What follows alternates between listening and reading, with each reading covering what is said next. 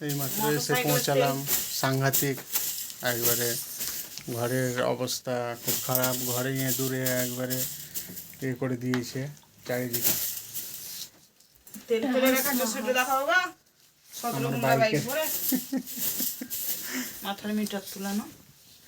এদিকে সেই জামা কাপড় ছাড়া নাই, এই শুরু করে দিয়েছে এখন ঝাড়াঝাড়ি, দেখতেই পাচ্ছ।